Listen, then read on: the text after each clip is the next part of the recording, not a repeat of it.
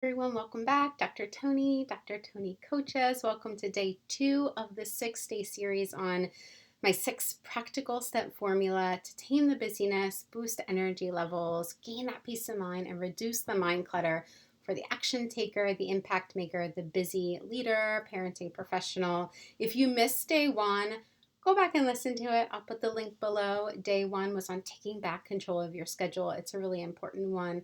Don't want to skip it, okay? Day 2, slow down for self-care. Now I get it. So self-care has kind of gotten a convoluted definition as it's entered the mainstream and more people are talking about it. And so I could go on what exactly self-care is and is not.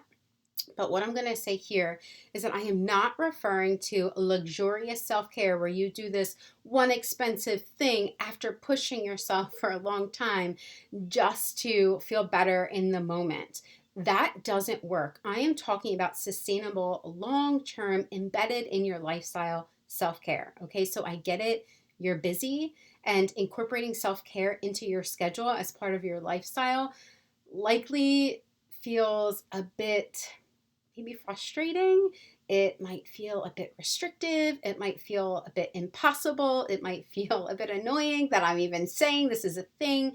But listen, it is. You have to slow down for self-care. I know you've got tons of responsibilities. You've got endless lists of things that need to get done and plenty of people who rely on you. I get it because I've been there.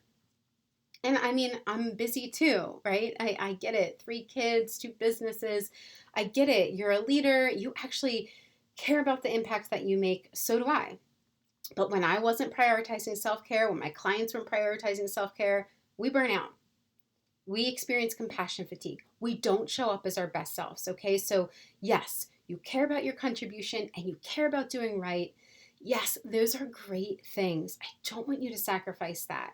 But I wonder, do you also believe that valuable things in life last and optimally function when you neglect them, when they're overly used and they're not properly maintained?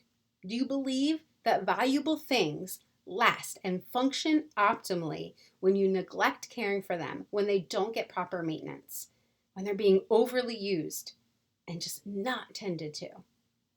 Probably not, right? Like your car, your computer, your phone, your home.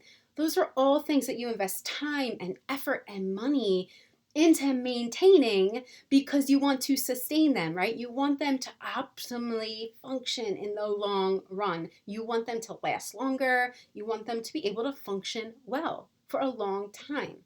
And my guess is that you understand that these things require caring for. It requires some level of investment on your part if you want them to last and be maintained, right? Yes, we're in agreement there. Well, then why is it that we so often forget that we too require maintenance? We too require care in order to function optimally and sustainably, in order for us to do well, to be well in the long run. We must implement self-care, and self-care is about caring for and maintaining yourself and your health, your mind, your body, your soul. Okay? Your mind, your body, your spirit. It's not selfish and it's not a luxury. It's part of the long life care plan of being human. I remember when I was so convinced that multitasking, overgiving, overworking, pushing myself to the brim, it made me different from others. Like I could do all of those things and not be affected. I'd be fine. I remember telling myself that a lot of times. I convinced myself that I was the exception to needing support from others. I was the exception to needing to slow down and care for myself. I was the exception until I wasn't anymore because I burnt out and denied being burnt out for a while too. Oh, other people need support. I'll support them, but I'm good. I don't need any support. I'll be fine. I don't need time to rest. I don't need time to refuel. But I was so wrong. I was so wrong. I wound up having medical issues, sleep issues, relationship issues, mental health issues, the whole kit and caboodle. You name it, in all of those areas. I had something I was struggling with because I told myself self care and support was good for other people, and I encouraged other people to do it, but I was good. I didn't need it. Plus, I didn't have time for it anyway. There are endless accounts of impact making, caring, ambitious leaders who are striving to make the world a better place for others, and you're probably one of them. But there are endless accounts of these folks, like you and I, who are forgetting that they are the vehicle through which these efforts must occur. And so if they're not taking care of that vehicle, if you're not taking care of you, of your mind and your body and your spirit, it's not going to function long and it's not going to function well, right? It's not going to be able to optimally function for an extended period of time. Does that make sense? That means you can't give as much. You can't give as long as you want either. You can't keep operating the way that you are for an extended period of time and expect it to keep going well or to always go well or to not burn out.